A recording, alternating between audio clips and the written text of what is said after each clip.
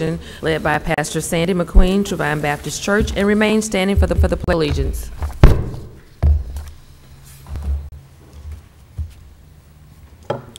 Shall we pray? Most holy and righteous Father, we come before your presence acknowledging you as Lord of our lives. We honor and dedicate your name and your will on this day. Forgive us our debts and trespasses against our fellow neighbors. Forgive the sins of our city, our state, and country. And grant us the opportunity to witness through love and care for one another as servants. Thank you for our servant leaders of our city, Mayor Sandy Stimson, Councilman Reverend Levon Manley, Councilman Frederick Richardson, Councilman C.J. Small, Councilman Joel Davis, Councilwoman Bess Rich, Councilwoman Gina Gregory, and our city clerk Lisa Lambert, and every citizen of Mobile. And then as we seek to cultivate the grounds of change and challenge around us, allow your grace to sustain every measure and purpose of which you have predestined it to be so. Continue to bless our children and families in this another day. In the name of God the Father, in the name of God the Son, and in the name of God the Holy Spirit, shall we say amen. Amen. Pledge allegiance to the flag of the United States of America and to the republic for which it stands, one nation, under God, indivisible, with liberty and justice for all.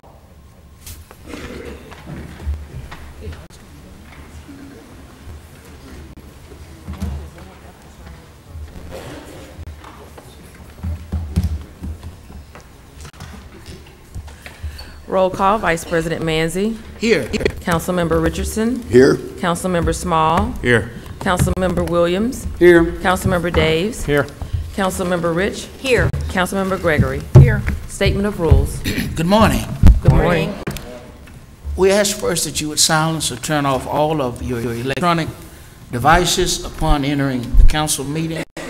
Any person desiring to address the council must first sign in indicating the resolution, ordinance, appeal, or public hearing agenda item before entering the meeting. When addressing the council, we ask that the speaker clearly state both your name and your address.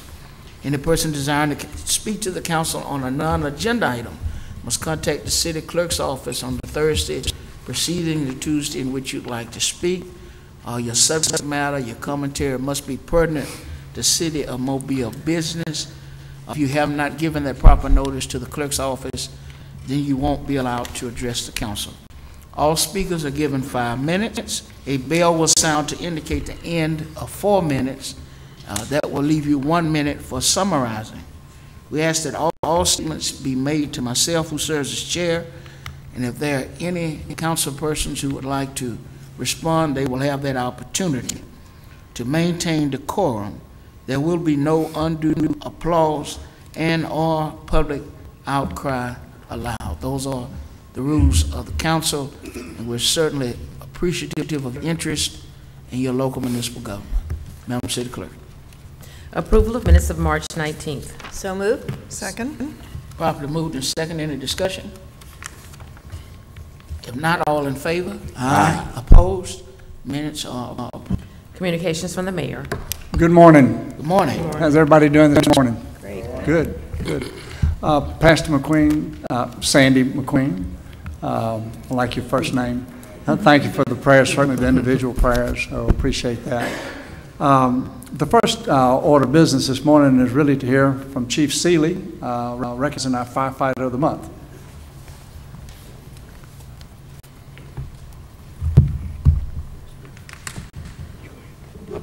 Good morning. First, I want to thank you, the council and mayor and administration, for supporting this program where we get to honor our firefighters of the month. It gives me an opportunity to recognize just a few of the many outstanding individuals that we have. We have a department full of them, and this month is no exception. Victor Bumpers is a firefighter assigned to Milton Fire Station down on DIP at the interstate. That is a firefighter that not all of our firefighters are required to drive the truck. And the driver that's assigned to their truck's been out on injury, that were injured on the job. He's been out for over a year, and Victor has volunteered without extra pay to assume the duties and responsibility of $1 million fire truck on a daily basis for over a year. I think that's noteworthy. That recognizes not only himself, but who he is as a person. So we want to recognize that excellence today, and we appreciate you supporting this program where we get a chance to do that. But our Firefighter of the Month, Victor Bumpers.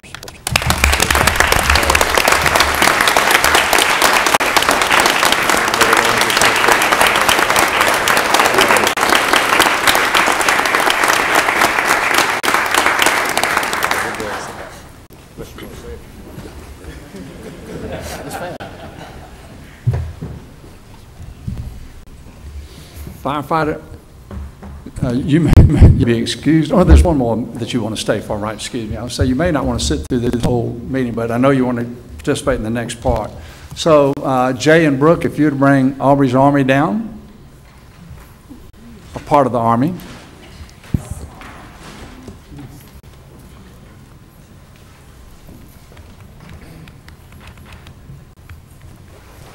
So I have a proclamation to read, and I believe everybody in here recognized Aubrey's name, and certainly when I mentioned the Lemon Face Challenge, if the name didn't ring a bell with you, I'm sure the Lemon Challenge does.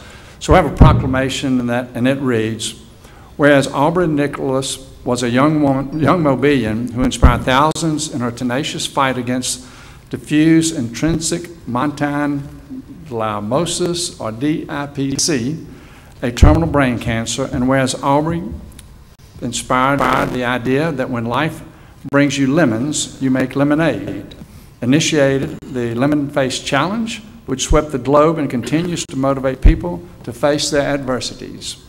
And whereas her bravery in the face of extreme adversity and her spirit of positivity is a tremendous motivator and inspiration for all Mobilians, especially Aubrey's family, who started Aubrey's Army Foundation 328, which is dedicated to funding research to cure DIPG.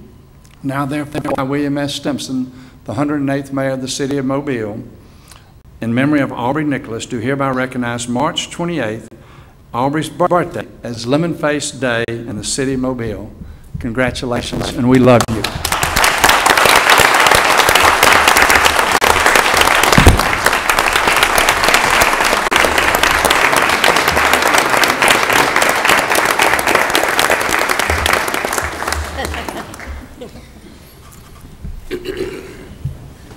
I would just like to thank everybody who made it possible.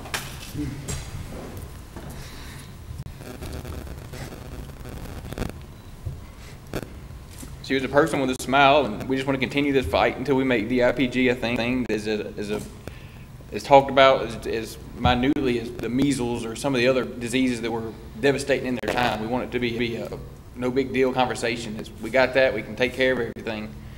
That's our goal here as the Army, and to take it and keep the fight going.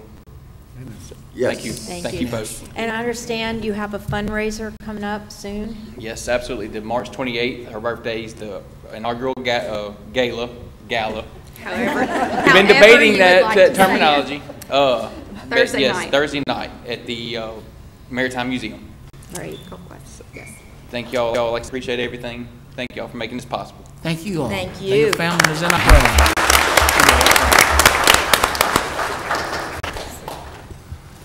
I'd also like to recognize the UMS Rights students from AP Government and Politics class. So glad to see you here. And I see that Robert Battles has a group of students here also that I'm sure you'll tell us about why they're here momentarily. But it's good to see our young people participating in the City Council meeting. Thank you, Mr. Mayor. You are absolutely right. I'm proud to ask Commissioner Battles to come down.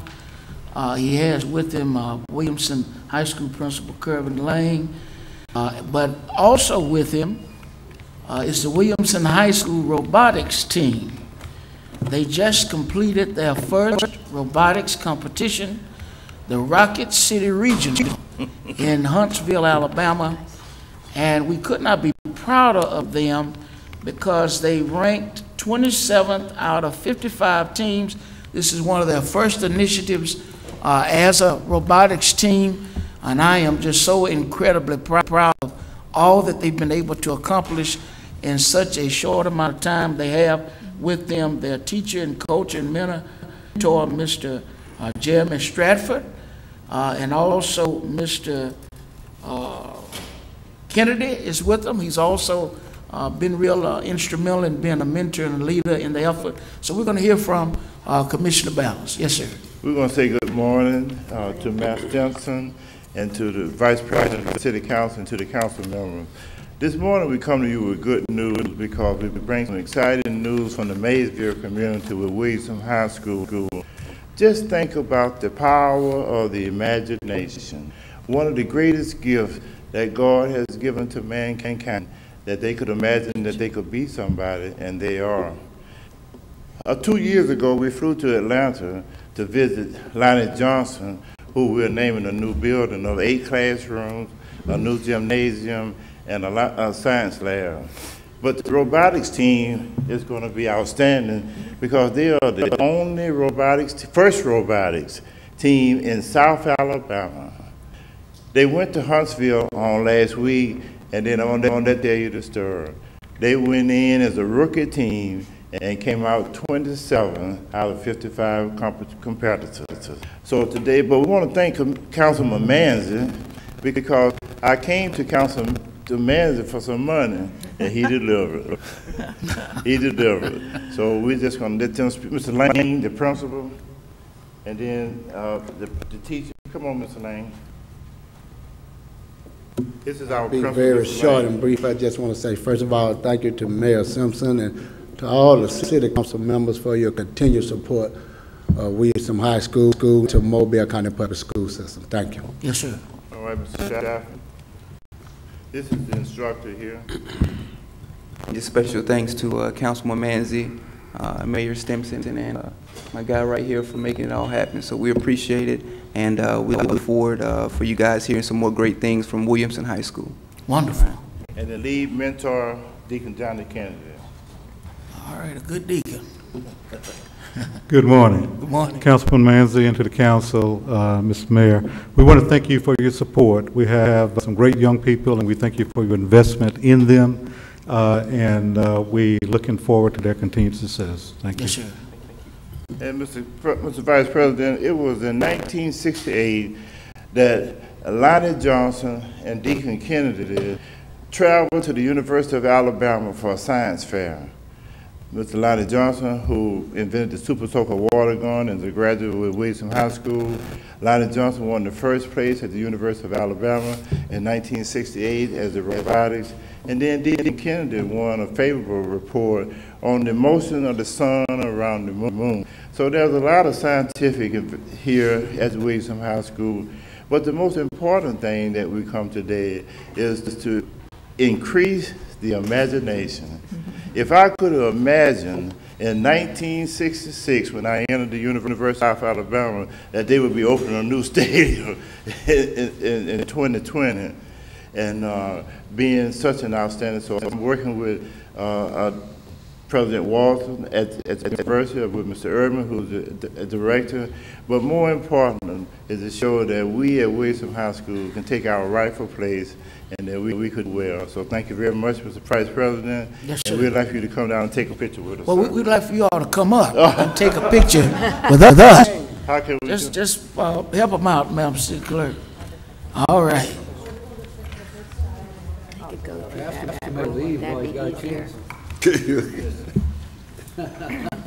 I think he likes what's going on. Now, Simpson, will you come take a picture? Sure. I want to make a comment.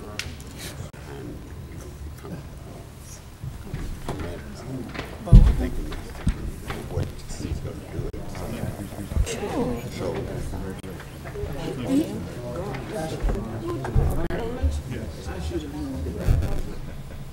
Look. you are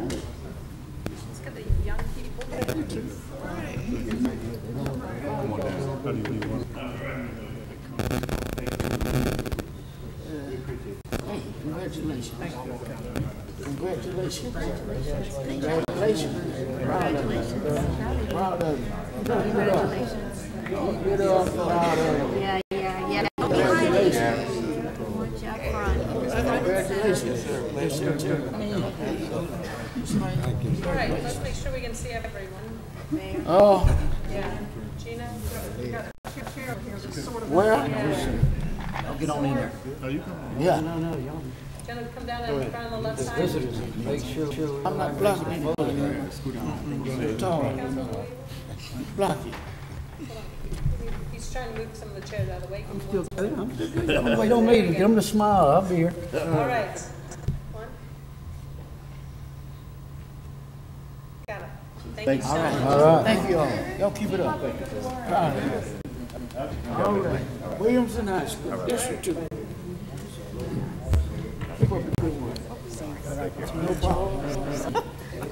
All right.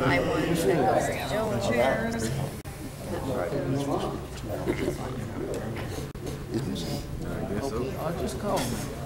We got it. Urgent issue going on.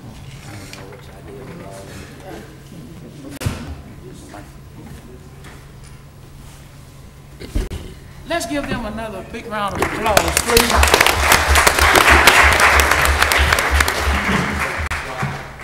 You often hear, the sirens blaring when something negative occurs in that particular area of town. And so I'm happy to be able to put some emphasis on something uniquely positive. And I just believe with the good help of their mentors and Mr. Stratford, on the leadership of Mr. Lang and Mr. Battles, that we're going to see some great and transformative things happen in the lives of those young people as a result of that robotics program, and I'm proud to be associated with it. Thank you all for indulging for a few minutes to acknowledge them. Mr. Richardson. Thank you, Mr. President, Mr. Vice President. Yesterday, I was called to Sage Park regarding an interview with TV 15. And they wanted to talk about a shooting that occurred up there last Friday night. And we wanted to know what was going to be done. So I wrote Master Thompson to say I would like for us to have cameras installed, security cameras, especially around that basketball court. And I would like to have officers, the presence of officers during the time that scheduled events are carried on the field. Sometimes they have four and five teams going on at the same time at Sage Park. So I would like to commend Mayor Stimpson for his prompt response to my request that the police department provide more security at Sage Park following last weekend's event. Our parks are the heart of our community, and we need to do everything we can to ensure our children are safe and feel secure in our parks.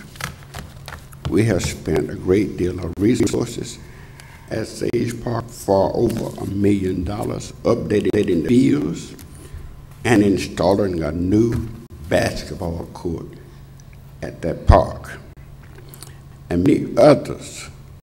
And we cannot let those efforts be harmed as a result of a few bad actors. The chief is gone. We got the director of public safety.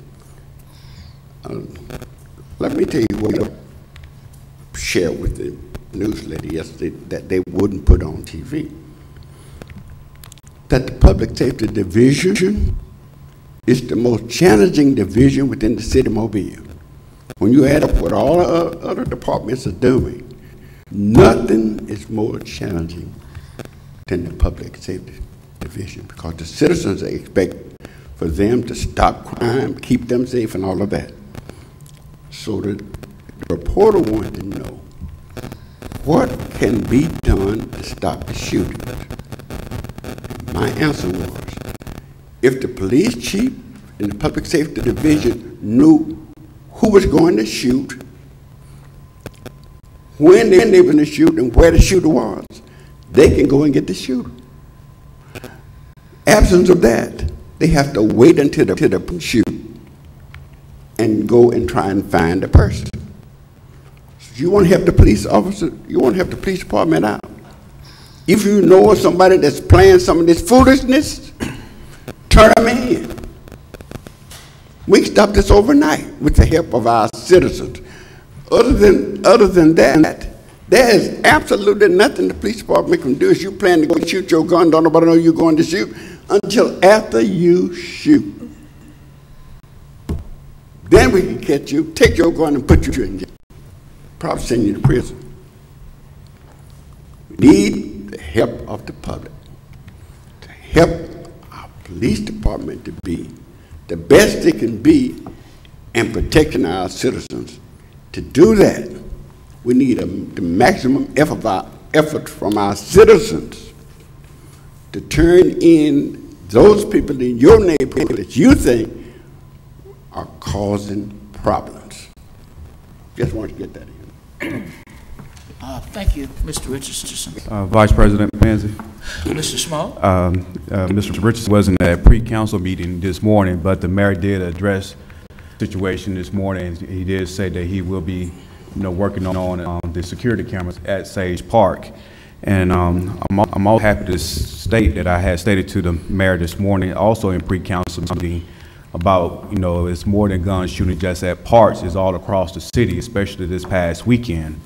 And I have brought up to the mayor also this morning that the citizens of District 3 have been crying out for checkpoints, roadblocks, and they really believe that will help to condense some of this shooting that's going on throughout the city. And great word came from our public safety sector that they got something better than checkpoints that's coming up. As we know, we are in the month of March, but as the summer get closer, things get hotter.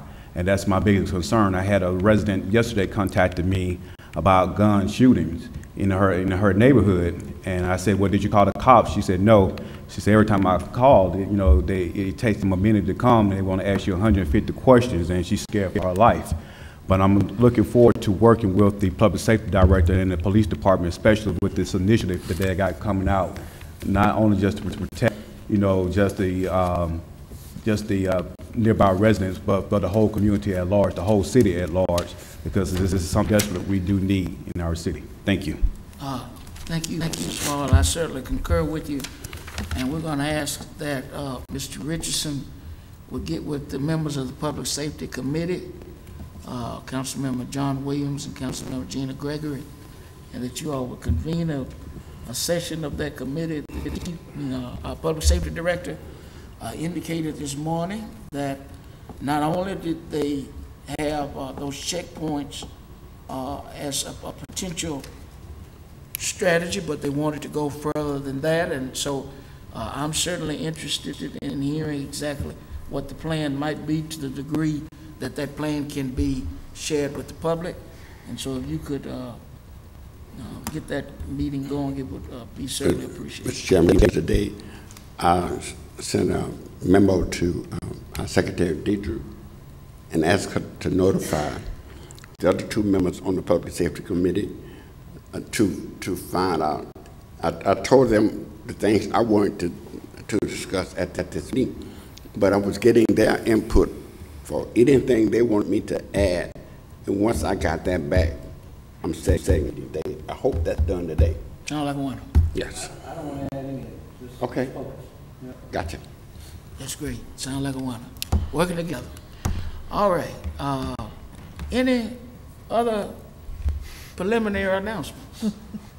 Before we get to the regular announcements. If not, Madam City Clerk. Monthly finance report.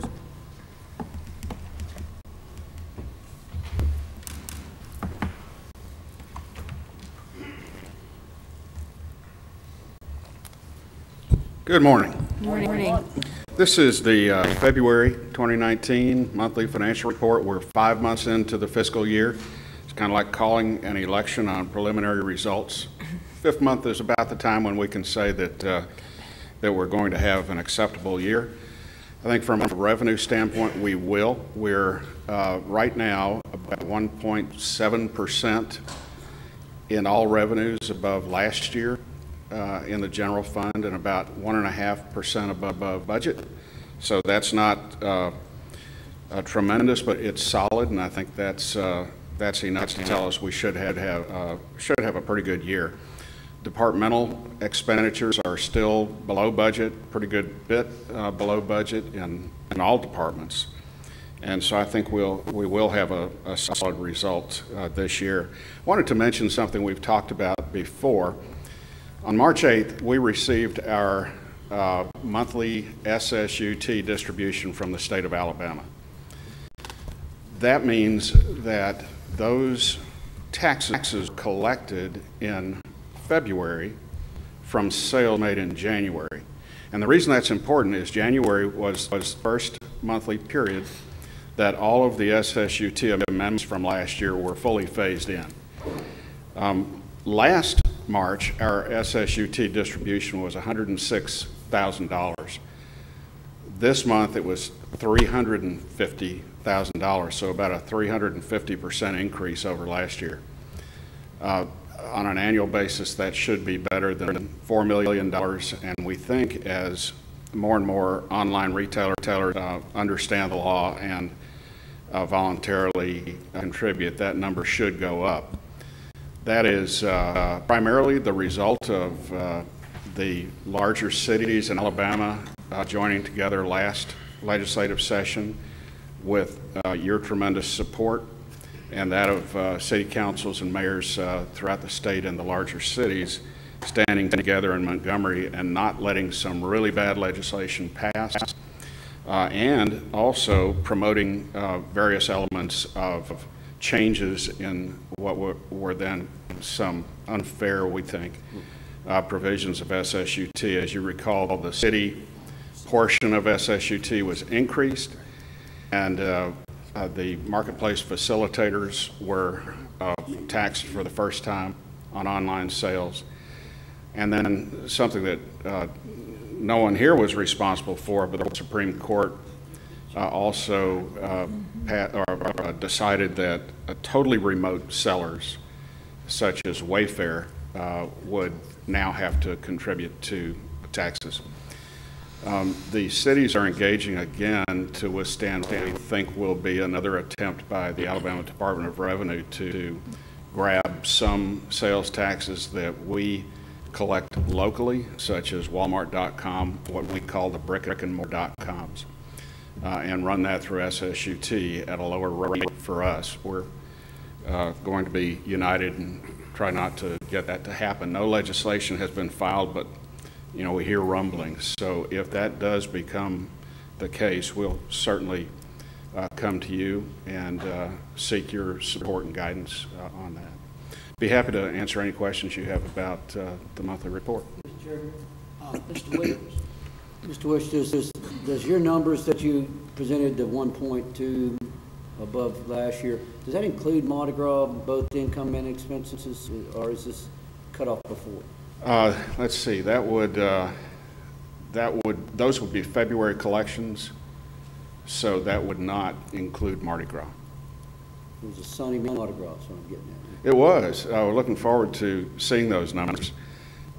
It's interesting to see how Mardi Gras varies from year to year, so we'll highlight that next month.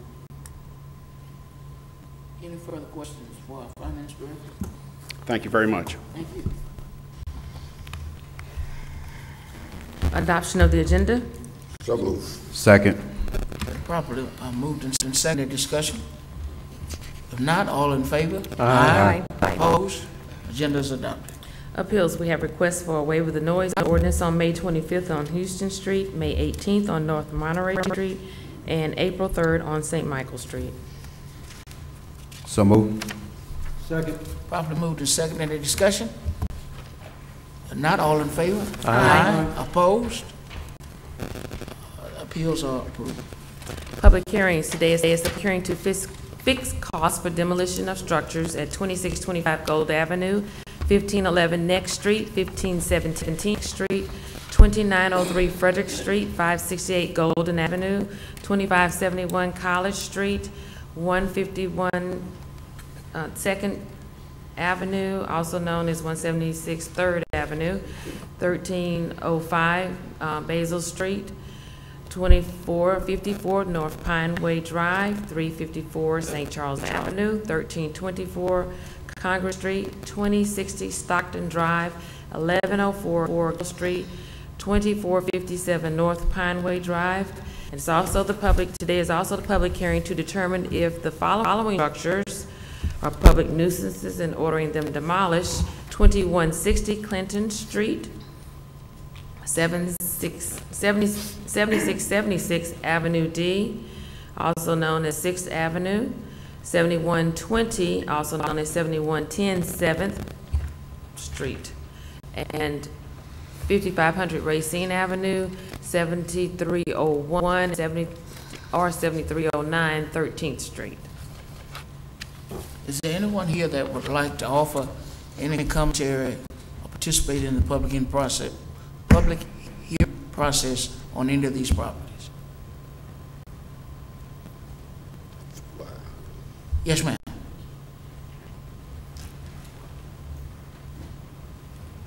Come on down.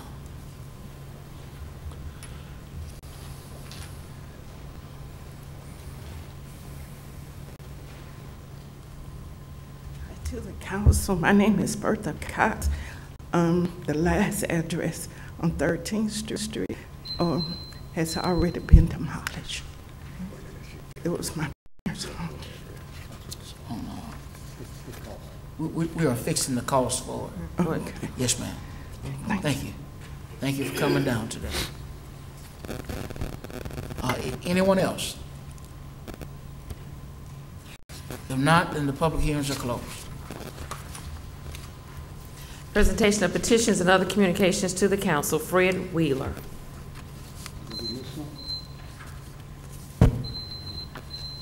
Mr. Wheeler, Mr. Fred Wheeler. Eddie Irby.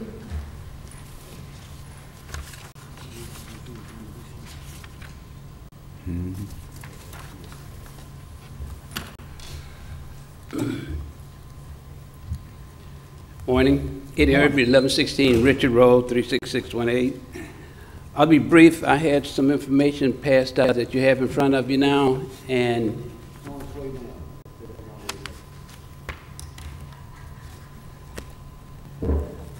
okay, because I would just like to take a minute just to read one paragraph here, and then I'll be gone. But what I'd like to take a look at is that plaque is already here. It was supposed to be shipped on the 27th, that historical plaque, but you have a color copy of it and the wording that's on that plaque. In the meantime, we have seen that there has been a lot of World War II connection with what we have done at Oak Lawn. The tablet here that I hold is the first tablet I took in there when I recorded the 157 names on that we found in there. When we started and stopped, it was 183 days later that the same amount of days that the 92nd Division sent on the battlefield without reinforcement. No military unit in military history had ever done that record. And this is the same reason why General George Patton called the 92nd to go with him as he spearheaded into Berlin. Our program is designed to last 38 minutes. And the reason why it's going to last 38 minutes because of 803 cemeteries in the state of Alabama. On the 37th of them was on the National Register. We became number 38. The 92nd Infantry Division Buffalo Soldiers were the only all-black infantry that General Patton called to assist him in the Battle of the Bulge, along with the 761st Black Tank Battalion, known as Patton Panthers. We have been in that cemetery for some time. One sheet I forgot to tell you. Everybody that's buried in that cemetery, we have them on a sheet where, and I'll pass this out that each one of you can get a sheet of it, but we just don't go in there and find a grave and put a flag on it. We put everybody's name, date of birth, date of death on the GPS, and we go to find a grave and put it on there. So if somebody called us and said, my uncle was buried in Oaklawn Cemetery, he died in World War I, all they got to do is put that name in the computer on the find grave, and that GPS will take them directly to it. We now have a professor from Pennsylvania that's doing the civilians the same way, so that anybody calls on the part that we have already covered, they will be able to go and find their loved one grave. It was 40% cleared now, and tomorrow morning we have about 15 or 20 former Marines that work for Alabama Power that's coming out and do that day of service from 8 to 12. Saturday we'll have also Shipyard out doing the same thing. The assault continues. Thank you. Yes, sir. Well, Mr. Irby, let me just say again, just how appreciative on behalf of the adjoining neighborhoods we are of all of your efforts. There were 2 or 3 groups at one time that were really moving real hot and heavy, all concerned about Oaklawn, having coloramas and pack-a-pews and all of that, raising resources, and no work was done. Exactly. No work was done. And I can say affirmatively that under your leadership with the 92nd Infantry Division of Buffalo Soldiers Association, we have seen a difference in Oaklawn Cemetery. It's the pride, the morale is returning, and a lot of that is because of the time and energy and effort that you have placed into this initiative. So on behalf of a very grateful district, we say thank you, and I still leave. Are you connected? Did you serve with the 92nd Infantry? No. Division? Did you serve? No, I'm not 90. No. I was building weapons of war at Long Beach Naval Shipyard. My brother went in and he was in a Green Beret, yes, but I was a welder in a torpedo room. Right. Nuclear power torpedo. So I built this stuff that they use. But I was certain would have went, but they gave an exemption, and so I built the things. But when you get out there, there's a personal invitation for each one of you, too, to be out there on that day, because that's one of the days that state and federal officials there, as well as some of the original members of World War II, Korea, and Vietnam. Well, I look forward to, if my schedule will permit, being there. And again, the commitment we made relative to the sidewalks, that's a firm commitment, Mr. Irby. So you don't have to, you can let everybody who's emailing me know that that's a firm commitment. I've told them to slack off now, because right now, the Mobile Garbage and Trash has done an outstanding job of keeping the place clean. Vice President Mann, those guys come in, clean it up. When those Marines and also get through cleaning up, they'll come in right in and take it out. So basically, it has turned the community around. Nobody throws trash on the street anymore. Nobody goes and then throws trash on those soldiers' graveyard. The crackheads, the prostitutes, all the other riffraff. Maybe they moved to prison. I don't know. Oh my goodness. Well, we appreciate it, and we want to thank Pastor Sandy McQueen. His church, he's he was the key instrument in what we do. 100%. He's been very integral in that the whole renaissance that's taking place there, and along with yourself and several others. So again, hats off. Thank you, and keep up the good. You say you had 40%? Yes, sir. We want you to keep going till you go cross that 100% cross finish line. Let's keep well, going. they are veterans. One thing about the groups that were there before, they were regular people, and they try to do the best they can. But you don't send a veteran in to do a job, because he ain't going to stop till he's finished. I heard that. All right. Mr. Chairman, Mr. Irby, just for a second. I would like to know, how were you able to get the flags for the veterans' graves? Well, you can. The funeral home would do it, because that's a special flag. It's a flag that has to be folded. But you're talking about the ones that place on the. Yes.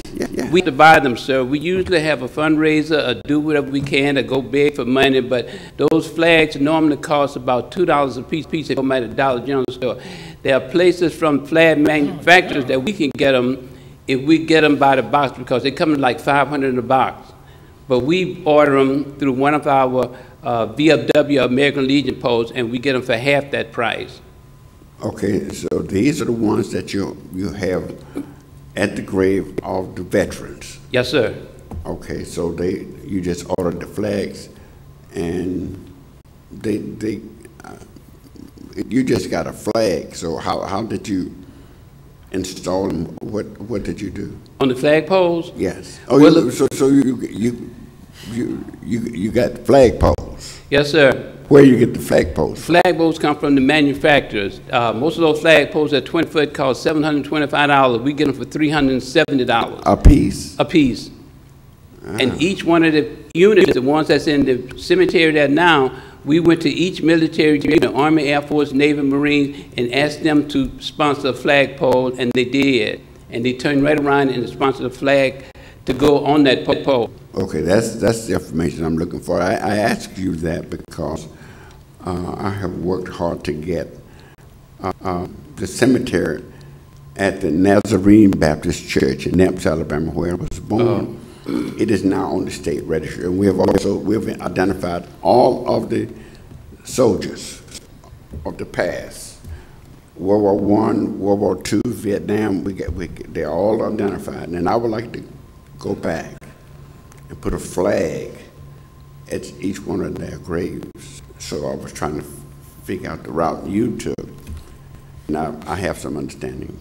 Right. Okay. If you get in touch with us, we got a person on our staff that'd be glad to share that information with you, and we'll be even ready to assist you if need be. That's wonderful. Okay. Appreciate it. Well, Mr. Irvin, got action. I Chairman. appreciate that. Mr. Daves, and then Mr. Williams. Mr. Irby, I'm delighted to hear that you and your group are entering the locations of those grave sites on Find a Grave, Yes, sir. findagrave.com, which is a fantastic website. About a little over 5 years ago, my mother, who was 83 at the time, and I spent 2 or 3 days traveling around rural southern Tennessee, locating the grave sites of our ancestors, and that website was absolutely crucial because it gives you the latitude and longitude, and with that latitude and longitude, you can. And a lot of these are little old family grave sites that are out in the woods and down dirt roads and that kind of thing.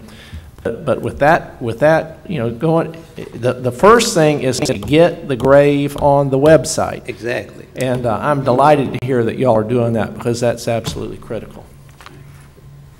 Mr. Williams? Thank you. Eddie, you know how much I appreciate what you're doing. I look forward to joining you with all of my colleagues on April 17th at 10 a.m. Yes, sir. when we have this 38-minute ceremony. Yeah. Done with military precision. That's and that takes a lot of pressure off me. I would like to see my name changed to remarks rather than a speaker, because it's going to be short, and but appreciative, and I look forward to joining you. Okay. Thank you, sir. Thank you. Appreciate it. City Clerk. Reggie Hill regarding, excuse me, Resolution 6297, which is the urgent legislative delegation to adopt regulations to permit Class 2 municipalities to adopt reasonable regulations. Mr. Chairman. Yes, sir. Members of the council, to the administration, to the citizens and stakeholders of Mobile, good morning. Good morning. Reggie Hill, 1007 Central Street.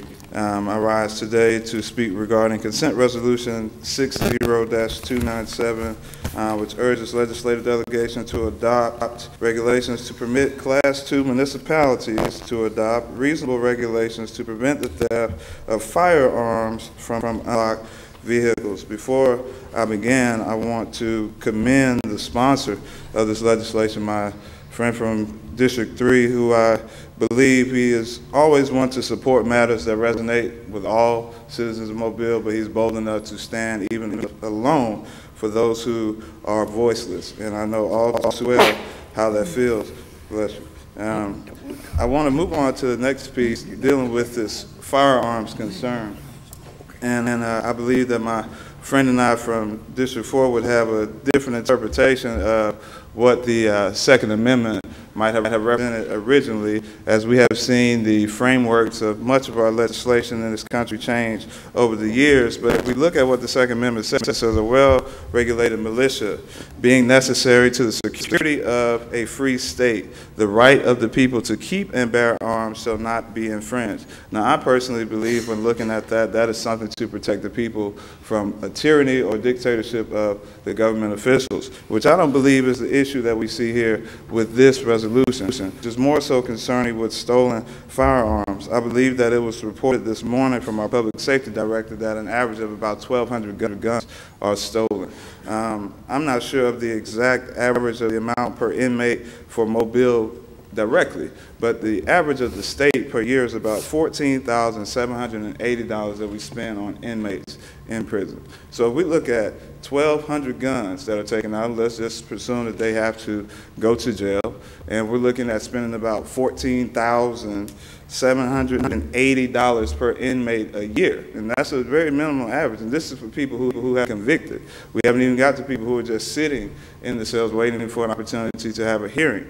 That amounts us to about $17,736,000 that we would have spent. And the reason I bring that up is because I think about a time when I was young here in Mobile, Alabama, and I would go places with my grandmother, and we didn't lock the doors, we didn't lock the cars, and it was a very safe environment, and she felt safe to do that. And this was in Plateau, Africa Town, a place that might not seem to be as safe on the visual radar. We would go places without doing any of that. So it always resorts back, and I'm so glad to hear that a public safety meeting is going to be occurring, because I've been begging for that for months up here. So it's good that we can actually bring questions to the table. But we have to realize that those are measures like Band-Aids on cancers. These are not gun wounds, and I respect the idea because you're bold enough to even put something on paper to challenge what's going on. But we have to look at this. They are thieves before they're shooters. Just think about that. They're thieves before they're shooters. So there's something going on, Mr. Chairman, well before they even get to the point of getting the guns out to do some heinous act. If we were forcing the delegation, we would say, let's look at how we can increase resources for things such as performance contracts, so that we can actually programs that would dilute the mindsets of those individuals who would eventually become the thieves, who will become the people taking these guns, who will become the people doing these heinous acts. If we have more resources to go around to prevent that, I think that's the measure that you should approach Montgomery with, because nobody else in the state is going to think to do that. We shouldn't be wanting to take away the Second Amendment right. I would agree with my friend from District 4, what he was saying this morning. That's something that you should have, and it's going to be extremely tough to get that through anybody in Montgomery. So we need to look outside of the box. This is the first city in the state. That means we're the innovators of the state. They copied us. Everything that we did, whether it's the first superintendent sitting on the board to start, the whole idea of education here, whether the first policing, whatever it was, Mobile. So we need to look at that extremity. Look at how we can get more resources to prevent this. Take a proactive approach instead of reacting all the time and putting Band-Aids on cancer. And I totally believe that the 8 individuals that are charged with leading this city are totally capable of it, or you wouldn't have gotten the extra times to be here. I believe that you're totally capable of it because you're bold enough to even take on measures like this, regardless of what the scrutiny will be from the state. And you allow someone like me to come down and speak for 5 minutes about an issue that could go anywhere. Now, what will happen when Reggie Hill comes to this mic?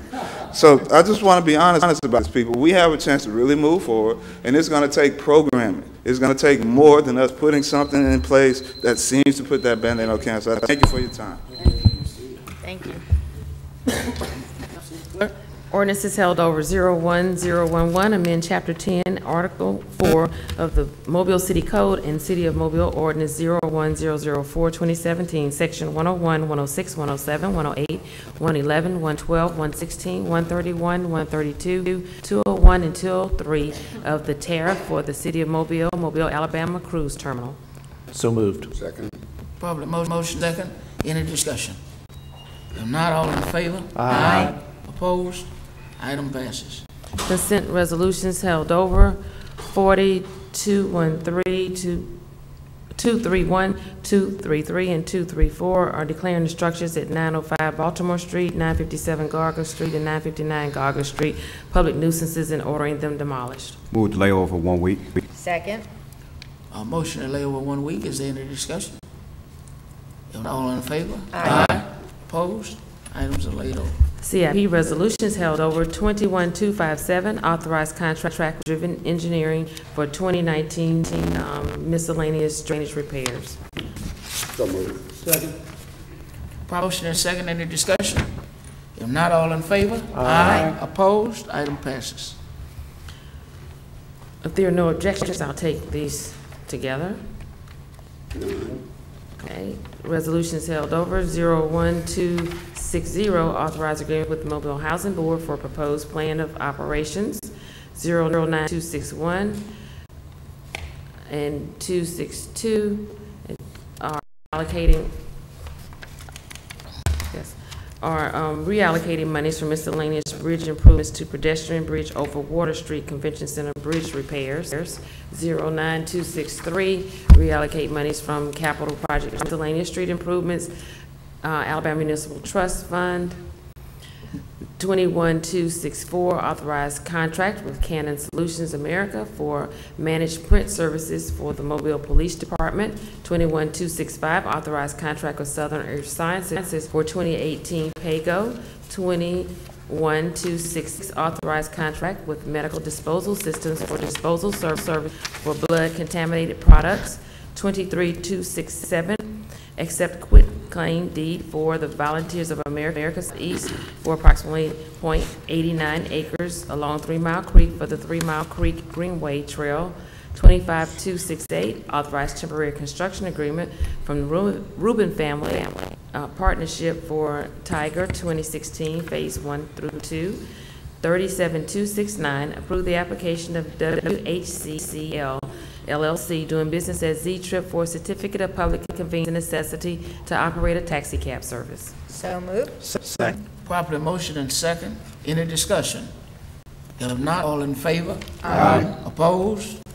Items passed. Ordinances being introduced for the first time, 63012 through 88013. By council rules, these ordinances will lay over for 1 week. Consent resolutions being introduced, 03271 through 60315. Motion to suspend the rules for immediate consideration of resolution 03271 through 6315. Exception for resolution 60297 will lay over for 1 week. I think we got to take it up and then table it. Oh. Yeah, that's going to take 2 weeks. So is there a second? Second. Properly motion and second. Any discussion? Not all in favor? Aye. Opposed? 03271, appoint Joseph Rodriguez to the Architectural Review Board. 08272, approve acquisitions over 7,500 for the week of March 18th. 08273, approve item-based bids.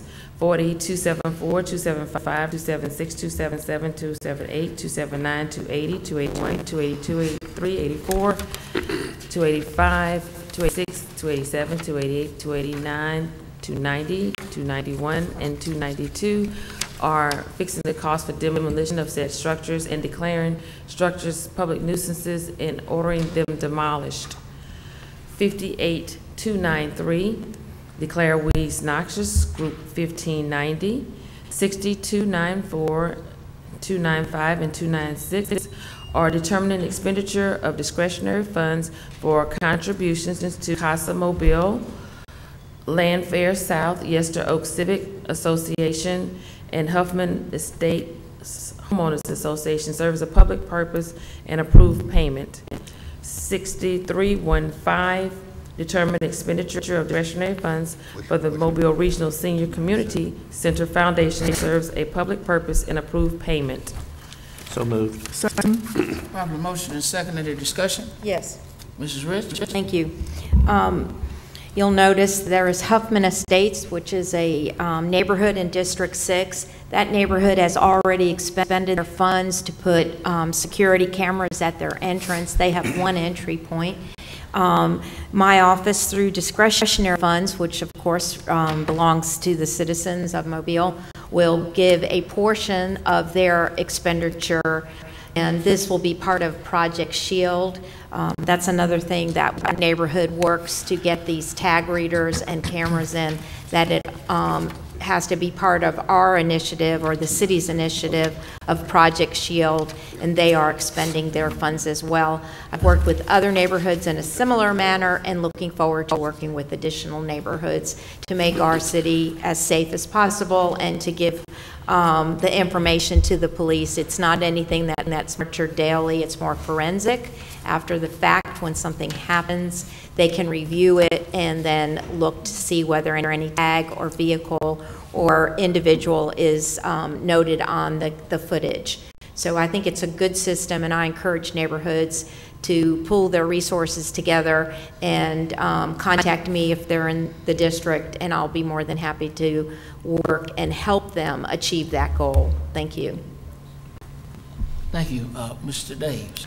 Thank you, Mr. Vice President. I wanted to comment on this transfer of discretionary funds to the Landfair South Yester Oak Civic Association, and it is exactly the same type of transfer as Ms. Rich is talking about with respect to the neighborhood in her district. This is a grassroots effort by the residents of this area, this neighborhood in District 5. They're going to put cameras at all of the entrances to the neighborhood. This contribution is a fraction of the total cost. The residents are by far bearing the cost of almost all the cost of it. These cameras will be hooked up to Project Shield at the police department, and will therefore add to the safety not only of the neighborhood, but of all surrounding neighborhoods. An example of that is I also have helped out other neighborhoods with respect to these installations, and I know that the cameras have been used to identify perpetrators of crimes in next door neighborhoods. Yep. So as I said, these camera systems protect not only the citizens of the neighborhood that installs them, but also benefit residents nearby. Thank you, Mr. Vice President. Thank you, Mr. Daves. Any further comments? Yes, Mr. Chairman. I'd like for Madam Clerk to know that 60297. I didn't read it. Okay. As long as you read it. With no further comments, all in favor? Aye. Opposed? Madam City Clerk. 6297, urge legislative delegation to adopt regulations to permit Class 2 municipalities to adopt reasonable regulations to prevent the theft of firearms from locked vehicles. Move lay over for 2 weeks. Second. Properly motion and second to lay over for 2 weeks. Any discussion? If not, all in favor? Aye. Opposed? Item is laid over 2 weeks. CIP resolutions being introduced, 21298. Motion to suspend the rules for immediate consideration of resolution 21298. Second. Properly motion and second. Any discussion? All in favor? Aye. Aye. Opposed? 21298, authorized contract with Dell Consulting for fire alarm installations, various City of Mobile historic facilities. So moved. Second. Properly motion and second. Any discussion? If not, all in favor? Aye. Opposed? Item passes. Resolutions being introduced for the first time, 09299 through 25314. All of said resolution will lay over for 1 week by council rules. Announcements. All right, we will start with Mr. Williams. I have none, thank you. Mr. Daves. Thank you, Mr. Vice President. Just a reminder of the District 5 community meeting, which will be 1 week from today at 6:00 p.m. Westminster Presbyterian Church, corner of Sage Avenue and Airport Boulevard. Our invited guests are Mayor Stimpson, Police Chief Batiste, and Acting Public Works Director Peavy, It's again Westminster Presbyterian Church, 1 week from today. That's April 2nd, 6 o'clock p.m., Sage and Airport. Thank you. Thank you, Mr. Daves. Mr. Small. Thank you, Vice President Manzi. Greetings, District 3. On this evening, we will be having our first district-wide meeting on tonight at the Gilliard Elementary School, starting at 6 o'clock p.m. At 5 o'clock p.m., we're going to have a miniature job fair, inviting anyone who's looking for a job to please show up at 5 o'clock p.m. sharp at the Gilliard Elementary School, which is located at the 2757 Dolphin Island Parkway. And again, our meeting will start promptly at 6 o'clock p.m. Tonight we have many invited guests. We have Ms. Michelle Hurdle from Airbus. We have also Facilitator Administrator Lander from the AIDT. We have representative from Bishop State Community College, Mobile Bill Personnel Board. And we also have the Airport Authority, the President, Mr. Chris Curry, going to come out and discuss the future of the airport in our district. Also, we have State Representative Adeline Clark will be present, along with the Chief of Police, Chief Baptiste, Municipal Enforcement, and Public Works Department. All will be present on this evening. Again, that would be 6 o'clock p.m. on this evening, inviting all citizens of District 3 to come out for this important district meeting. Also, on March the 30th, will be the 10th annual pancake breakfast this coming Saturday, from 8 a.m. to 11 a.m. At the Boys and Girls Club at the R.V. Taylor Plaza, inviting all the residents and surrounding areas of citizens to come out and help to support this great cause. They are looking to purchase a van, and they are having this great pancake breakfast on this coming Saturday. Again, that would be from 8 a.m. until 11 a.m. at the R.V. Taylor Plaza. For all the Boys and Girls Club for the Optimus Club branch at 1517 Plaza Drive. The menu will consist of pancakes, eggs, sausage, bacon, grits, and hash brown. Again, inviting all citizens to come out this coming Saturday. On Saturday, April the 13th, will be the 6th annual Crepe Myrtle Trail Ride, inviting all citizens to come out, and registration will start at 8 o'clock a.m. at the Arlington Park. The cost is $10 per ride. For more information, you can just log to www.mobileunited.org. Also on Saturday, April the 20th, will be our 7th annual Easter egg hunt. This will be at the Taylor Park, also known as Baltimore Street Park, from 3 p.m. to 5 o'clock p.m., inviting all kids to come out in District 3 to enjoy free food, ice cream, drinks, and of course the Easter Bunny and friends. Again, this will be on Saturday, April the 20th from 3 p.m. until 5 p.m. And last but not least, on Saturday, April the 27th, will be the Art Peninsula Style, which will be from 11 a.m. to 4 p.m. at the Manhattan Park, which is located at 4338 Park Road, located off of DIP. This is a fundraiser for the master plan for the peninsula. There will be plenty of painting, photography, portrait, and also woodworking and other items for sale, inviting all citizens to come out on Saturday, April 27th for this great event. Thank you, Vice President Manzi. Thank you, Mr. Small. Ms. Gregory? Thank you, Mr. Vice President. Last night, I had the pleasure of meeting with some residents who live behind St. Ignatius. Assistant Police Chief Clay Godwin joined me. We were talking about some traffic concerns, and we also had the opportunity to talk about Project Shield. They have an in-and-out neighborhood perfect for installing some cameras. We too were discussing Project Shield last night. I just again like to thank the neighbors for inviting me, and for Clay Godwin, who came and really made all the difference in the meeting last night. So thank you to everyone. Also coming up tomorrow, I am doing a ride-along with some residents in Hillsdale. We are looking at some options for creating a new entrance and exit for the neighborhood. As you all might know, if you travel out that direction during festivals, during the fair, it is almost impossible to get out onto Cody Road. And those are the only entrances and exits for the neighborhood other than going through campus. So we are looking at ways to provide another entrance and exit for that neighborhood, and we will be doing a ride-along tomorrow, so I look forward to that.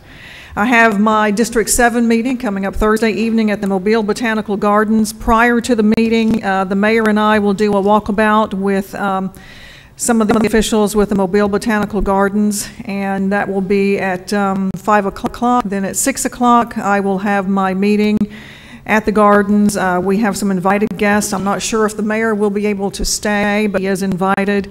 We've also invited Shayla Biko, Chief of Police Lawrence Batiste, Assistant Chief Clay Godwin, and Peter Toller with Public Works to come and also provide information to the residents there. This Saturday Friday afternoon will be the annual Sidewalk-a-thon in Spring Hill.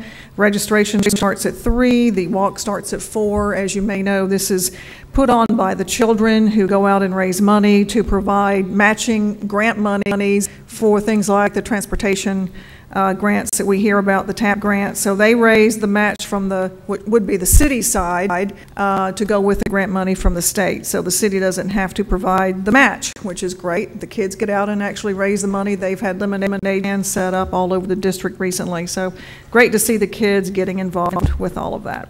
Thank you, Mr. Chair. No problem at all. No problem at all. Mrs. Rich? Thank you very much.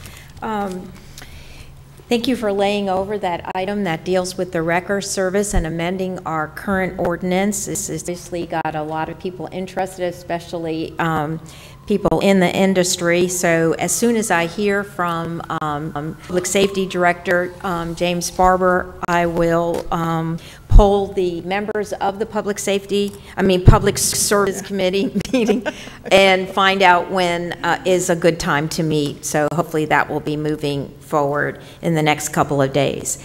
This coming Friday, there is a service at Cottage Hill Baptist Church. It is open to the public, and it is the firefighters' I guess their graduation ceremony, for lack of a better thing. Their recruited class will graduate and join our other professionals, and again, that's at 1 o'clock at Cottage Hill Baptist Church. If you've never been to that service, it's really very unique and has a lot of traditions to it, and I urge come because that is a big place to host something like this, and everyone is welcome to attend. It's very exciting, and of course we thank them for their dedication and service to our city by giving of their professionalism to serve us.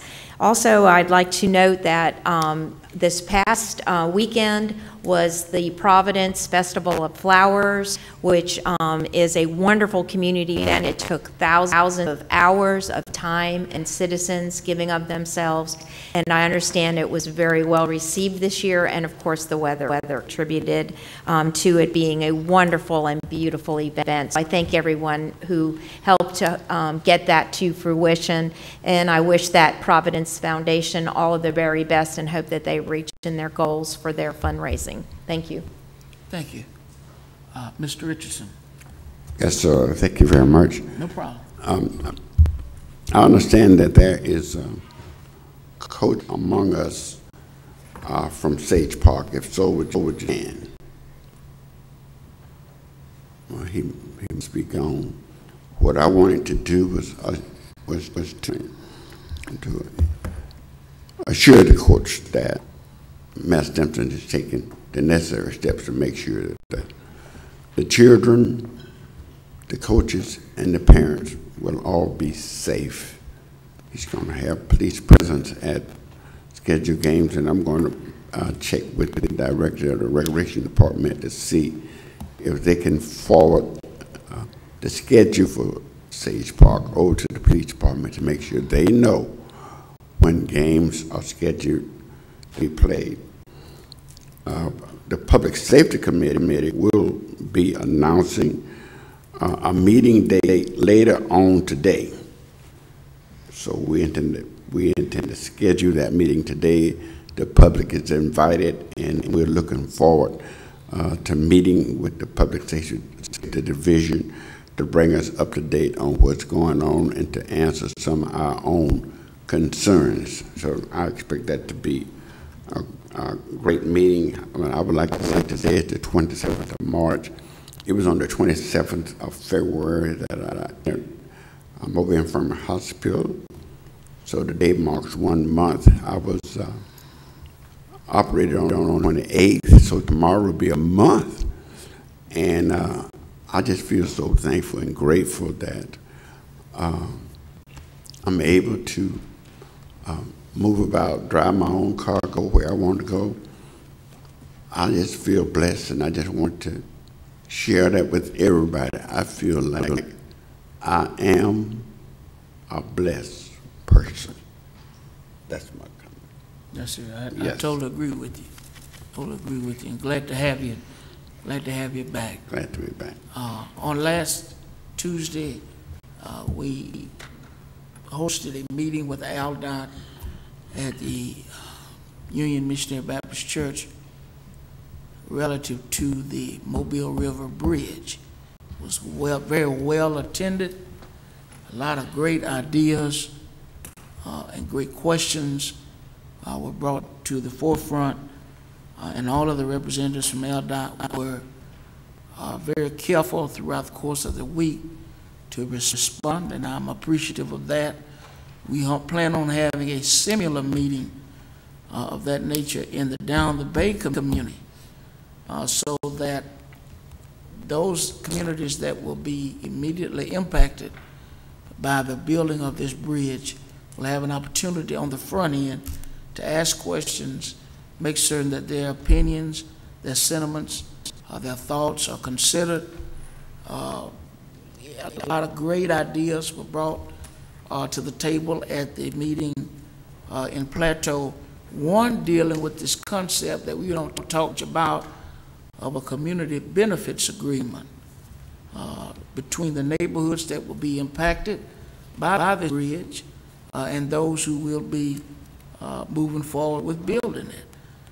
You know, everybody kind of laughed it off at first, but the more that you research it, you find that there may be some merit to that idea. The Plateau community, the Down the Bay community, the life and the quality of life will be impacted for generations as it relates to this particular bridge. So that's an idea that we'll be having some more discussions about as we move forward. But I want to thank all of those with ALDOT. Mr. Vince Calumetti, I believe he's in the process of retiring. I'm hopeful that we can have him here and let's present him something from this city before his official retirement. Ms. Steinfels and Ms. Valley, if you all could work on that. Let's get him down and let's thank him properly for all of his assistance over the course of the years. And we'll have that meeting date for the next meeting on next Tuesday. Any further business before City Council? I hear a motion to adjourn. Is there a second? Second. Properly moved. Is there discussion? No. All in favor? Meeting is adjourned.